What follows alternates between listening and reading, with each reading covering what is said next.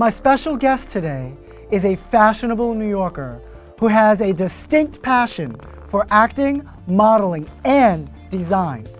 As an actress, she has successfully landed recurring roles on the Netflix hit series Orange is the New Black and NBC's Shades of Blue. Aside from television, she's also an actress of the theater. And that's not all. She's also a seasoned model and fashion designer whose collections, year after year, have made the prestigious runways of New York's Fashion Week. Please help me welcome the very talented, brilliant actress, model, writer, and designer of TUNC by JESXDAV, Miss Jes Davis. Hello, Jes. Hello, Chris. Miss Davis. No relation to Sammy. No. Now you are originally from the Bay Area. I am. Of California. Of Cali. Why New York?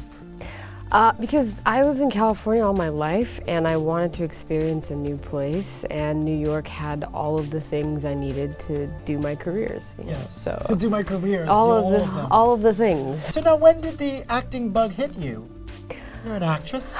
Well, I didn't really conceptualize acting and what that was until I was older, but my mom says it happened when I was 3. And I would just crawl on all fours. Were you that dramatic? It was that dramatic. I was that haunted as a kid. I would crawl on all fours and I'd reenact the scene where Bambi's mother dies. Oh, wow. He's in the forest yelling mother for like 5 minutes. I would do that forever, all day. And she hilarious. would legitimately thought that there was something wrong with me. No, you're just... But then she was like, okay, this kid is gonna be an actor of some sort or a performer or whatever. At least she hoped. So you do television, you do theater and film. Yes. What is the difference, by the way, between theater and film? You have to be larger than life on stage, because depending on where you are, even if it's a small theater, you need people in the back to hear you. You need people on the sides to understand what's happening. Yes. Because on a TV, you're getting everything. But on stage, somebody might be off over here and they can't hear you, or they can't see how you're emoting, so you have to be very conscious. So there's of an what your body's adjustment doing. as a performer and understanding the stage and or theater you're in. Right. You need to understand scope of space in both situations. Sure. Now there is currently a new generation of black women taking over Hollywood. Not that they never were, right? Because we love Weezy Jefferson. However, taking over Hollywood as in directing, not just acting and writing, right? We have Shonda Rhimes, Lena Waithe, Issa Rae, Ava DuVernay. Yes. And then of course of just those are these great. actresses taking over and just being recognized more. Regina King, Lupita Nyong'o. Now there is a time where people are ready for new and ready for that representation. I feel like it's because black women themselves have got tired of not being heard and seen. Yeah, it's a lot of people need to have that self-starter quality, and I think black women definitely have to, and have that inherently because of the culture and background that we come from. So putting that into a forum where we can actually elevate ourselves and be seen. Yes. On a large Do you platform. actually have any particular black actresses or white actresses, actress in general? Has anybody been of specific influence on you? Yeah, I mean, I really appreciate Viola Davis. Yes. And I don't think we'd be where we are now with the likes of, Halle Berry and Octavia Spencer, and so those actresses I look up to. Their presence and their willingness meaningful. They're being present as a black actress in Hollywood and staying there, not giving up. That speaks volumes. Yes. Now, in terms of being an actress in the theater, you recently took part in the Take 10 Festival. Yes. In a play called Partner of. Yes. Tell us a little bit about that. Partner of is pretty much about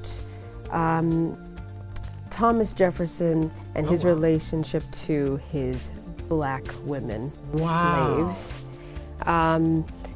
Sally Hemings in particular. I play Sally Hemings' mother. Is that how you say that? And I'm pretty much preparing her to be raped.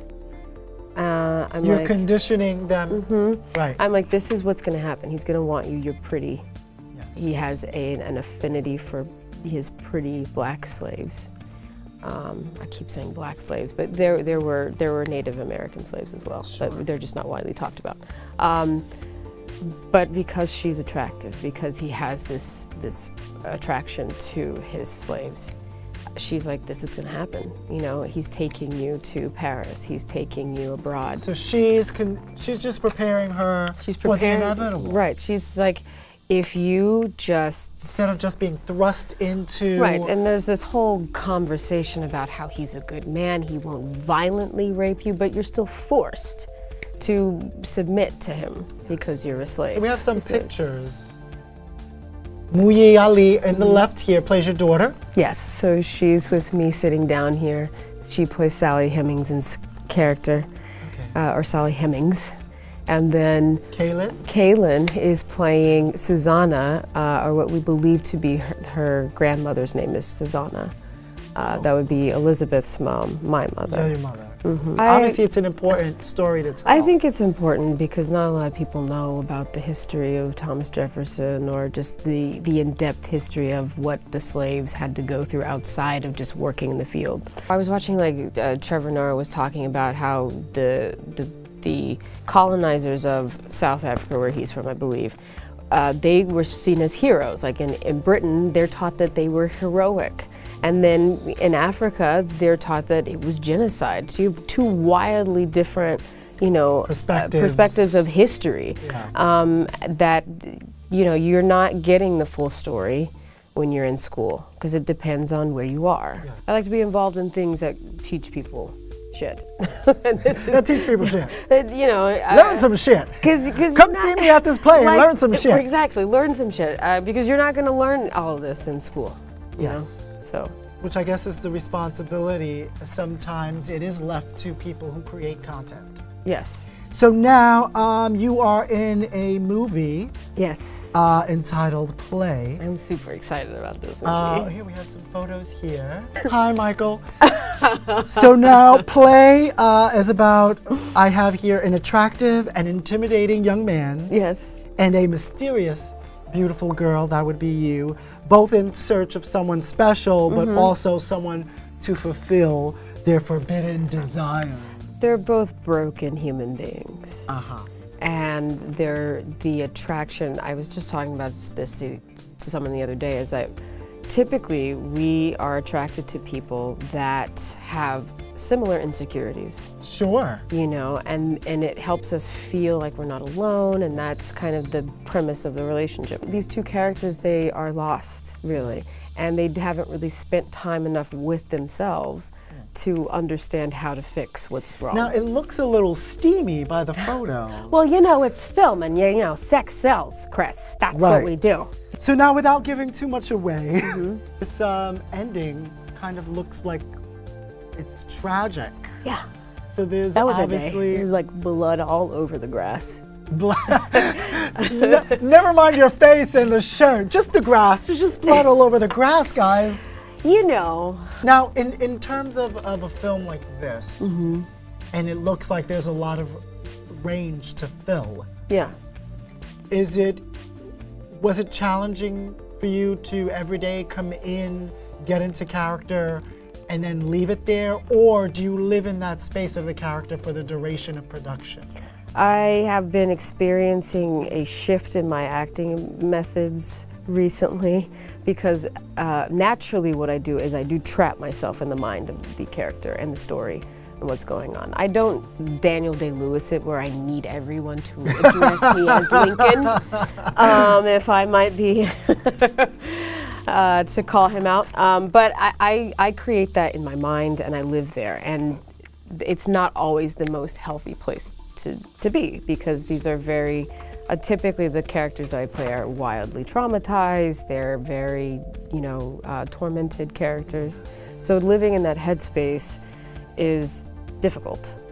I'm the go-to person for trauma. Are you the go-to person, or is it just you understanding your capabilities? I mean, I know that I can do it, and I think I've proven Why that I can do it. Why wait to be typecast when you can just typecast yourself? That's kind of what I do. I mean, my whole. Isn't that part of your job, though? As an actor, you do have to understanding that. You need to know where you fit in. Yes. You have to get yourself in the door, and then you can grow from there and create other characters. But they need to initially see you as something, you know. Whatever that strength may be. Right, and right now mine is tormented. Pretty girl with a problem. With a message, maybe. Come learn some shit. So now for obviously all information about you, where we can find you, yes, where you're starring in next. Our viewers can go to JESXDAV.com. You can go to JESXDAV.com. You can find me on Instagram at JESXDAV, and then you can also find my designs on Instagram as well and on my website. We got more Junk and Jam Live on the way. Up next, we have TUNC by JESXDAV. Stay tuned. That'll be fun. Yay.